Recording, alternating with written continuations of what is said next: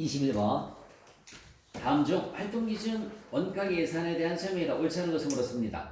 활동기준 원가 계산은 재주간접비 배분에 관련된 거라고 그랬죠. 그래서 기업의 기능을 여러 가지 활동으로 구분한 다음에 활동을 기본적인 원가 대상으로 삼아 원가를 집계하고 이를 토대로 해서 다른 원가 대상들의 원가를 보다 정확하게 계산할 수 있다라고 나와 있어요. 이건 맞습니다. 그래서 재주간접비의 활동을 분석해서 배분하는 거기 때문에 재주간접비의 아주 쉽게 전기요금이 어떻게 나왔는지 그 활동을 분석해서 원가를 배분하는 거기 때문에 정확한 원가 계산을 할 수가 있습니다. 활동기준 원가 계산은 재주간접비의 추적 가능성을 향상시켜 보다 정확한 원가 자료를 산출할 수 있다 맞고요. 자, 활동기준 원가 계산은 소품종, 다량 생산이 아니라 다품종 소량 생산. 시스테마에서 재주간접비 비중이 낮은 기업이 아니라 큰 기업에 적합한 거죠. 개별 원가 계산에서 많이 쓴다는 얘기야. 그래서 재주간접비 비중이 큰 기업에 적합한 것이 활동기준 원가 계산입니다. 그래서 옳지 않은 것은 3번. 활동기준 원가 계산은 제품은 활동을 소비하고 활동은 자원을 소비한다는 사고에 근거한다도 맞고요. 22번. 원가 추정에 관한 설명이다. 옳지 않은 것을 물었어요. 원가 추정의 목적은 계획과 통제 및 의사결정에 유용한 미래 원가를 추정하기 위함이다. 맞고요. 자, 원가 추정은 조업도에 따라 원가가 변하는 거기 때문에 조업도를 독립변수로 놓고요. 원가를 종속변수로 놓고서 관계를 규명하는 것을 우리가 원가 추정이다라는 말을 쓰는 거예요. 이번이 뒤바뀌었습니다. 조업도가 독립변수고요. 원가를 종속변수로 놓고 그 사이의 관계를 규명하는 거. 원가 추정 시 원가에 영향을 미치는 요인은 조업도뿐이라고 가정하는 거고요. 원가 추정 시 관련 범위 내에서 단위당 변동비와 총 고정비는 일정하다고 가정한다고 봤습니다. 우리 이거 많이 외웠었잖아요. 고정비는 조업도가 증가해도 원가는 변동이 없어요. 그래서 단위당 고정비는 반비를 한다라고 했고요. 변동비의 특징은 조업도가 증가하면 원가도 같이 증가합니다. 원가도 같이 증가해서 단위당 변동비는 같이 증가하기 때문에 얘는 일정하다라는 가정이란 말이에요. 그래서 조업도를 독립변수, 원가를 종속변수로 놓고 보는 거야. 옳지 않은 것은 2번이었습니다. 23번. 원가를 추정하는 방법 중 변동비와 고정비 분류에 있어서 원가 담당자의 주관이 개입될 수 있는 건 계정분석법이란 말 쓰는 거예요. 계정분석법. 그래서 계정 과목을 분석해서 담당자가 판단을 하는 거야. 이거는 고정비다, 이건 변동비다. 담당자 판단. 여러분, 광고 선전비가 우리는 고정비인지 변동비인지 몰라요. 담당자만이 할 수 있는 거죠. 왜? 광고 선전비를 1년 계약으로 하면 1년 동안은 뭐가 되는 거지? 고정적으로 나가는 거지. 그럼 고정비가 되는 거야. 근데 광고 선전비가 네이버 클릭단가로 하면 클릭단가가 뭔지 알아요? 초록색 창에 전산세무를 치면 전산세무 관련된 광고가 쭉 뜨죠. 그 클릭할 때마다 광고비가 떨어지는 거예요. 클릭할 때마다. 그런 건 고정비일까 변동비일까 그러면 변동비가 되는 거죠. 연간 얼마 이렇게 계약하고서 하는 거는 우리 TV에 나오는 그 연예인들 광고 있잖아요. 1년 단위로 예를 들어 계약한다라고 하면 1년 동안은 한번 촬영하면 광고비 딱 지급하면 끝나는 거지, 그치? 1년 동안은. 그게 고정비고요. 그 클릭에 따라서 들어가는 거는 변동비가 되는 거란 말이에요. 클릭을 많이 하면 많이 할수록 광고비가 어떻게 될까요? 많이 들어가겠죠, 그렇죠? 그래서 우리가 봤을 때는 광고 선전비가 이게 고정비지 변동비지 알 수가 있다 없다? 없다. 담당자만이 알 수가 있는 거예요. 담당자의 주관이 들어갈 수 있는 거. 이걸 계정분석법 이런 말 쓰는 겁니다. 자, 24번 문제를 보겠습니다. 주식회사 3일의 제품 생산에 관련된 자료는 다음과 같다. 자료를 바탕으로 해서 손익분기점의 판매량과 손익분기점의 매출액을 계산하면 얼마인가? 라고 물었습니다. 우리 매출 마이너스 변동비. 매출 마이너스 변동비는 뭐라고 하죠? 공원이익 마이너스 고정비. 공원이익 마이너스 고정비는 뭐라고 할까요? 영업이익이라고 하죠. 대입 한번 해볼까? 단위당 판매 가격이 얼마라고 나와 있어? 100원 나와 있죠. 단위당 판매 가격은 100원. 변동비는 50원하고 10원 더해서 얼마죠? 60원. 그러면 공원이익이 얼마 나옵니까? 40원. 이렇게 나옵니다. 공원이익은 40원. 고정비는 10만원, 2만원 더해서 12만원이 되는 거죠. 그치? 그러면 얘가 100%일 때, 여러분 여기 봐요. 얘가 100%일 때, 얘가 60%, 얘가 40%죠. 손익분기점은 얘가 제로잖아. 얘는 12만 원. 얘도 얼마가 돼야 되는 거지? 12만 원. 나누기 몇 프로? 40%. 그럼 얼마 나옵니까? 30만 원. 손익분기점의 매출은 30만 원이죠. 손익분기점에 그 다음에 또 뭘 물었어요? 수량을 물었지, 그치? 맞아요? 수량은 이렇게 구하면 되잖아. 이렇게 구해주면. 금액 나누기 단가하면 수량이 나오죠. 또는 이렇게 구해도 되는 거지, 그치? 금액 나누기 수량하면 단가 나오잖아. 얼마 나오죠? 3,000개가 나옵니다. 3,000개. 이렇게 해도 되고요. 이렇게 해도 되고, 이렇게 해도 되고, 이렇게 해도 되고. 손익분기점의 수량. 자, 25번 문제를 한번 보겠습니다. 공원이익이 얼마라고 나와 있습니까? 40만원. 영업이익이 얼마? 10만원. 이렇게 나와 있어요. 자, 영업 레버리지 도를 구해서 하는 건데, 여기 잠깐만 그거 들어보자. 이건 과정을 좀 알아야 될 것 같아요. 매출 마이너스 변동비는, 매출 마이너스 변동비는 공원이익, 공원이익 마이너스 고정비는, 공원이익 마이너스 고정비는 영업이익. 이렇게 영업이익. 지금 현재 공원이익이 얼마래요? 40만원. 영업이익은 얼마래요? 10만원. 제가 이걸 흐름을 먼저 설명해 준 다음에 설명을 해드릴게요. 그럼 나머지 숫자를 가정을 한번 해볼게. 나머지 숫자는 여기 보자. 얘가 100만원이에요. 얘는 얼마 나오는 거지? 60만원 나오죠. 얘가 100%일 때 얘는 몇 프로지? 60%. 얘가 40% 나오죠.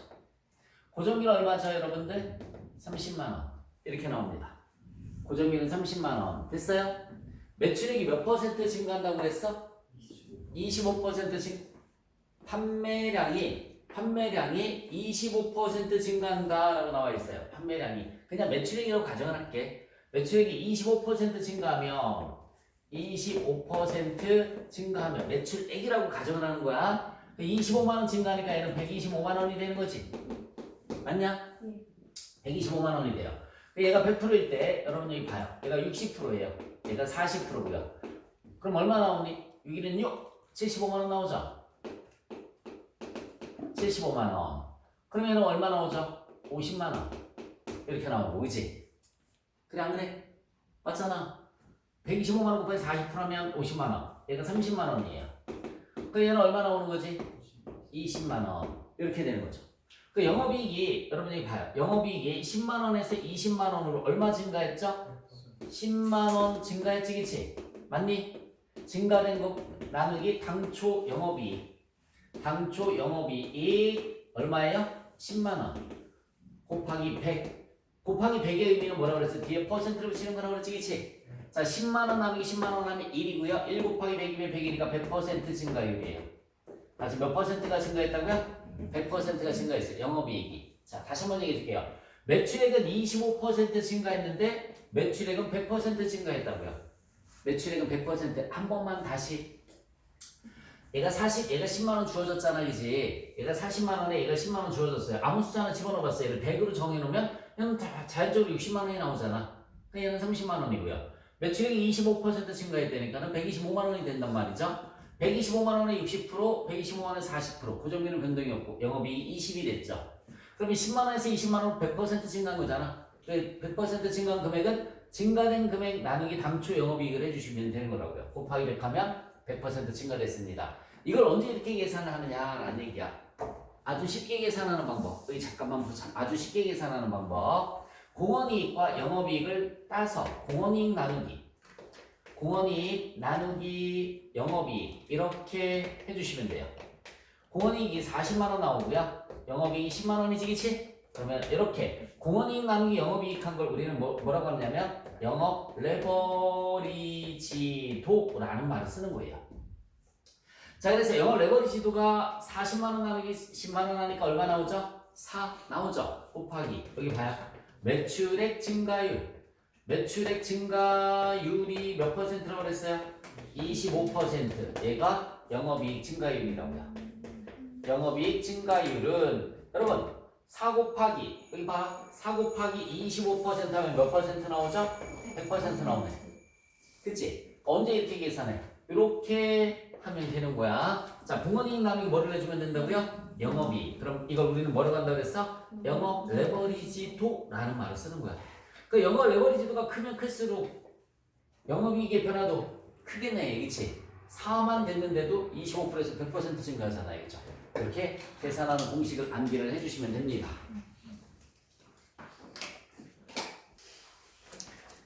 고정 예산에 관련된 설명이다. 옳은 것은 옳았습니다. 여러분, 고정 예산이 뭐라고 그랬어? 예시점 개념으로 하면은 200명까지 얼마 이렇게 딱 정해져 있는 게 고정 예산이라고 그랬죠. 특정 조업도 그 200명까지 얼마 이걸 우리가 특정 조업도라는 말을 쓰는 거예요. 그래서 특정 수준의 조업도를 기준으로 해서 사전에 수립되는 예산을 우리가 고정 예산이라는 표현을 쓰는 겁니다. 1번이 맞아요. 자, 27번 사업부별 성과 평가에 관한 설명이다. 옳은 것은 물었네요. 여러 사업부에 공통으로 관련되는 공통 고정비를 특정 사업부에 임의로 배분하면, 여러분 뭐든지 임의로 배분하면 원가 왜곡 현상이 나타날 수 있겠죠, 그렇죠? 1번이 맞아요.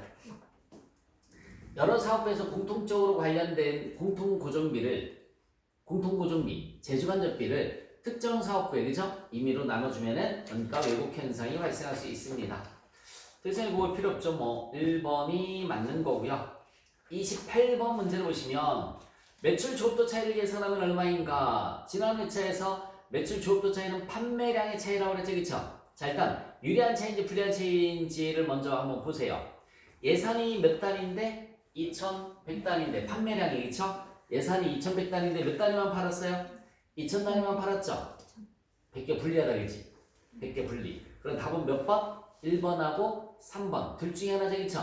그러면은 100개 분리 곱하기 뭐라고 그랬어? 단위당 공원이라고 그랬지? 근데 실제 갖고 계산하는 거라고 그랬어요? 예산 갖고 계산하는 거라고 그랬어요? 예산 단위당 공원이란 말이에요. 실제가 아니라. 자, 그러면 예산 판매 가격이 얼마니? 88원이지. 맞아요? 88원 곱하기 변동비가 얼마 있어요? 35원 있지. 빼주면은 단위당 공원이 얼마 나오는 거야? 54원 나오잖아요. 54원 곱하기 100단위에서 5,300원 분리 1번이 답이 되는 겁니다. 자, 그래서 조업도 차이는 수량의 차이를 의미하는 거다. 수량의 차이고요. 매출 수량의 차이고요. 예산 단위당 공원이익을 가지고서 계산을 해주시면 돼요.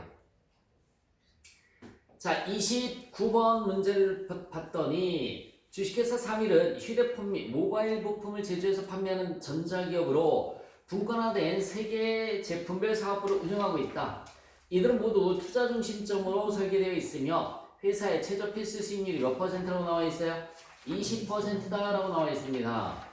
잔여이익이 높은 순서로 옳은 것을 물었어요. 잔여이익법이래요. A와 B, A, B, C네. A, B, C. 영업이익이 일단 얼마인지 봐야 되겠죠? 자, 영업이익이 A의 영업이익이 얼마라고 나와 있어? 15만원. A의 영업이익은 15만원. B는 얼마라고 나와 있습니까? 27만원. 27만원. C는 48만원 나와 있어요. C는 48만원. A, B, C. 자, 여기에서 최저 필수 수익을 빼주시면 된다고 그랬죠? 최저 필수 수익은 필수 수익. 그죠? 투자에 곱하기 필수 수익률이 몇 %라고 나와 있어요? 20%라고 나와 있죠. 투자액이 뭘 얘기하는 거냐면 영업자산을 의미하는 거야. 평균 영업자산이 바로 투자액이란 말이에요. 50만원. A 사업부 갔더니 50만원 곱하기 최저 필수 수익률이 20%니까 얼마죠? 10만원. 자, B 사업부는 100만원 곱하기 20%면 20만원. C 사업부는 200만원 곱하기 20% 하니까 40만원. 이렇게 빼주시면은 얘가 잔여이익이 되는 겁니다. 잔여이익은 5만원, 그 다음에 얘는 7만원, 얘는 8만원. 이렇게 나오네요. 제일 큰 거, 그치? 등호가 이렇게 되겠다. 제일 큰 게 뭐예요? C가 제일 크고, 그 다음에 뭐죠? B, A가 제일 작습니다. 지금 한 걸 우리가 뭐라고 하냐면 잔여이익법이란 말 쓰는 거죠. 잔여이익법. 됐어요? 지난 회차에서 뭐 매출액, 영업이익률, 그 다음에 투자 수익률 다 해봤었지, 그치? 그 중에서 이제 잔여이익법만 이렇게 계산을 해본 거고요. 자, 30번 시장 점유율 차이와 시장 규모의 차이를 계산하면 얼마이냐 라고 나와 있습니다. 자, 공식을 쓰면은 실제 점유율 실제 점유율 마이너스 예산 점유율 곱하기 실제 규모예요. 실제 규모. 자, 점유율에서 점유율을 빼주시면은 이걸 우리가 뭐라고 하냐면 점유율 차이라는 말을 쓰는 거고요. 점유율 차이. 그 다음에 실제 규모. 밑에는 실제 규모 마이너스 예산 규모 곱하기 예산 점유율 이렇게 해주시면 규모의 차이가 나오겠죠. 규모의 차이. 대입 한번 해볼까요? 실제 점유율이 35%입니다. 35%. 예산 점유율이 몇 %지? 30%. 일단 결론부터 얘들아, 내가 예산 점유율보다 많이 점유했죠, 그쵸? 그러니까 유리한 차이야, 불리한 차이야? 유리한 차이죠. 얘는 표준원가 계산이랑 달라서 플러스가 유리한 차이고 마이너스가 불리한 차이예요. 곱하기 실제 규모는 몇 개예요? 10만 개입니다. 10만 개. 여러분 35%에서 30% 빼주면 5% 나오죠. 5% 곱하기 10만 개 하면 5천 개죠. 다만 곱하기 예산 공헌이익을 해주시면 돼요. 예산 공헌이익 이렇게. 예산 공헌이익은 거기 자료를 한번 볼까? 단위당 예산 평균 공헌이익이 얼마라고 나와 있습니까? 120억. 우리 성과평가는 뒤에 나오는 건 다 성과평가란 말이에요. 이거 성과평가는 예산 공헌이익 갖고 계산을 해주시면 돼요. 아까 조업도사에도 예산 공헌이익 계산해서 했었지, 그치? 얘도 마찬가지야. 얼마? 120원? 네. 120원. 그러면 5,000개 곱하기 120원에서 얼마 나오죠? 60만원 유리한 차이죠. 결국은 60만원 유리한 차이. 자, 밑에 실제 규모가 10만 개예요. 예산 규모가 몇 개라고 나와 있습니까? 예산 규모는 12만 개라고 나와 있어요. 예산 규모는 12만 개. 여러분 그러면 여기 잠깐만 볼래? 내가 예상하고 있었던 게 12만 개인데 10만 개니까는 불리한 차이가 발생했죠? 얘는 결론적으로 따지면 불리한 차이예요. 자, 30% 내려옵니다. 규모의 차이는 2만 개 곱하기 30% 하면 마이너스 6천 개 곱하기 예산 단위당 공헌이익 120원. 그럼 얼마 나오죠? 마이너스 72만원. 유리한 차이, 불리한 차이? 불리한 차이라고 그랬어요. 여러분, 그 표준원가 계산에서 재료비, 노비, 제주간접비는 플러스가 불리한 차이고 마이너스가 유리한 차이지만 성과평가에서는 플러스가 유리한 차이고 마이너스가 불리한 차이가 되는 겁니다.